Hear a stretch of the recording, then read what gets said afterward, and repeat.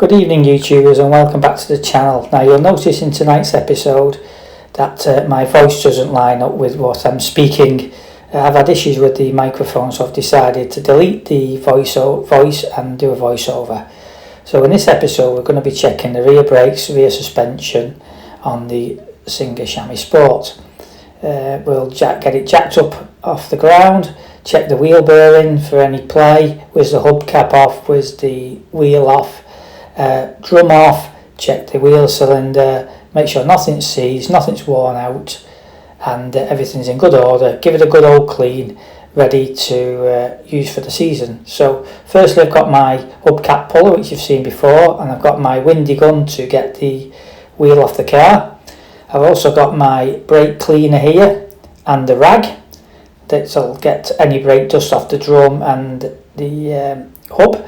And I've also got my Cheshire detailing spray, which we'll be using to clean underneath the arches and the suspension.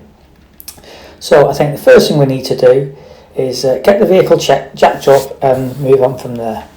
So we've now got the car jacked up, and we're just going to check the rear wheel bearing over firstly. So I'll pull the hub cap off, and that'll just give me a quick inspection to the hub nut to make sure it's not come loose. It has a tab wash that you bang over. So if it's still as it is, it should be okay. Now you'll notice the car is looking quite shiny on this side.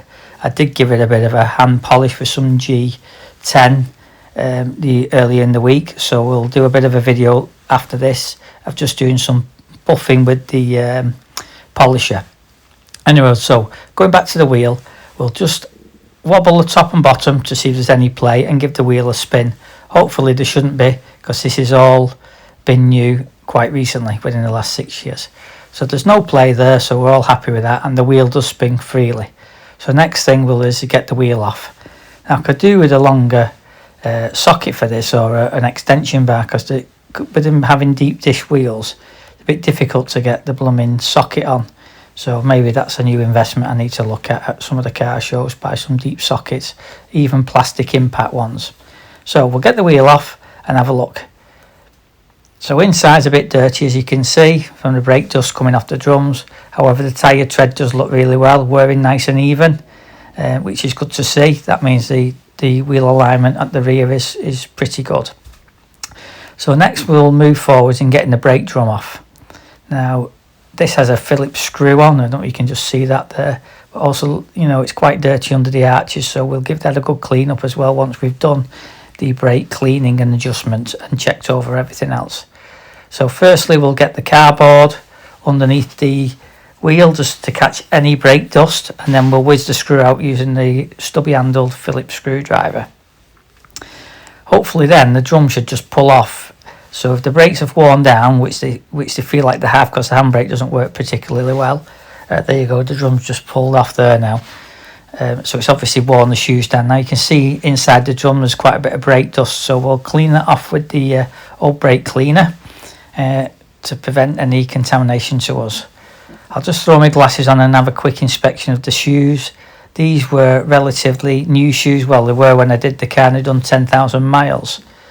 Just having a look there though, the back shoe seems to be wearing quite a bit more than the front shoe, so I'll have to look at getting a set of shoes on this, I think. I don't know why that's happened, maybe because I've over adjusted the brakes in the past and they've got a bit hot and worn out a bit quicker. But anyway, these things happen, and they're quite relatively cheap to buy brake shoes from the club. Unfortunately, our Spurs secretary Bob Allen is a fantastic chap.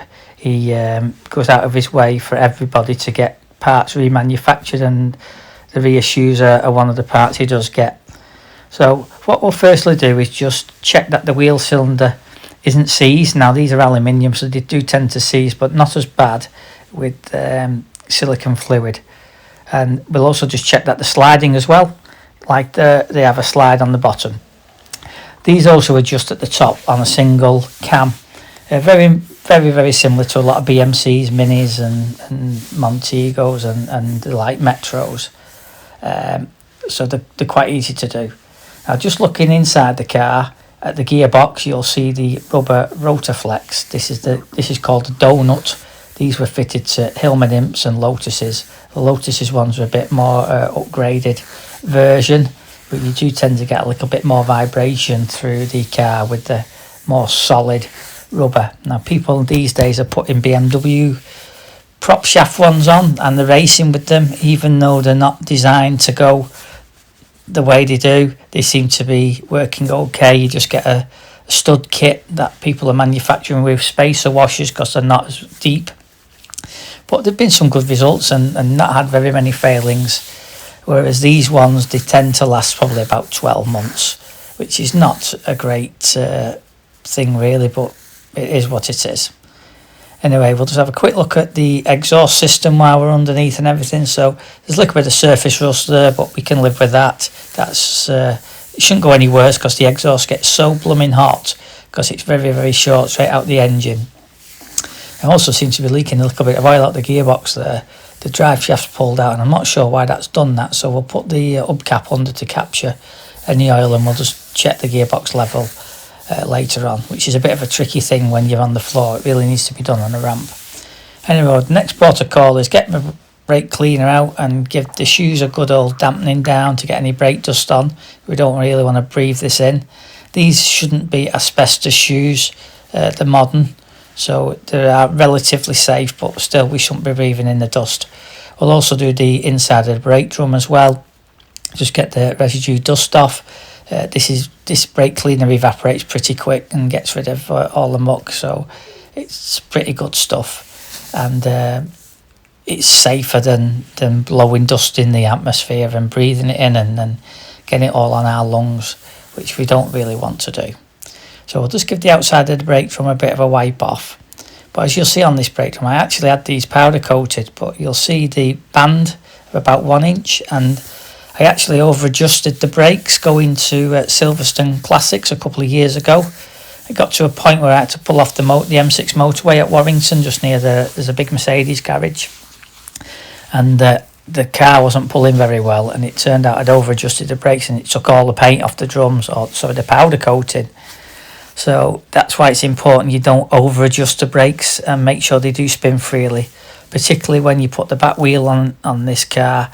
The swinging arm will come up and put a little bit more tension on the handbrake, so if you've got them tight it just makes them a bit tighter. Then obviously the friction caused when the wheel's spinning around and the heat, it makes them bind a bit more, and then you end up with poor performance and brakes smelling and like they're burnt out. So lesson learned for me, never over adjust them. So we'll put the drum back on now and put the retaining screw back in. This holds the drum on, and then we'll just whiz and put the foot on the brake just to centralise the shoes back in the drum. Once we've done this, we'll just adjust the brake adjuster on the back. So we just turn it in, or we turn it downwards as you're looking at it, which is anti-clockwise, which winds the taper into the adjustment and locks the brakes up, and you wind it clockwise, which takes the adjustments off. So we'll just click it down a couple of clicks. Now this is the handbrake linkage here, and you'll see as you push it, it brings the handbrake on.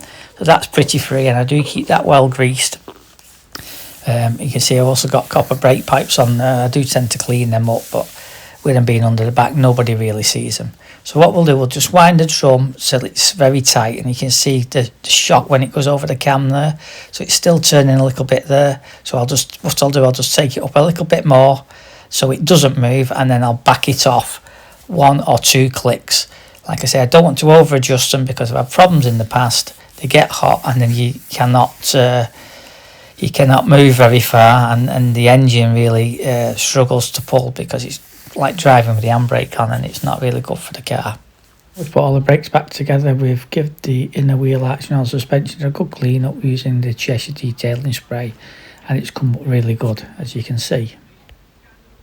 So we've now moved over to the passenger side. So I've already cleaned this wheel arch up, got all the muck off it from the general road use, done the suspension shock absorber, the rear spring, the brake pipes, the hub, the back plate, everything you can see on the video.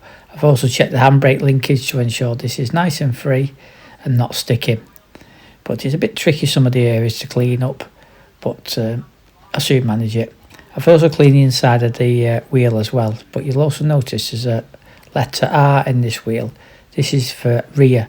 As I had the wheels banded, They're slightly wider on the back, but it's very difficult to establish once they're on the car with the wheels off, sorry.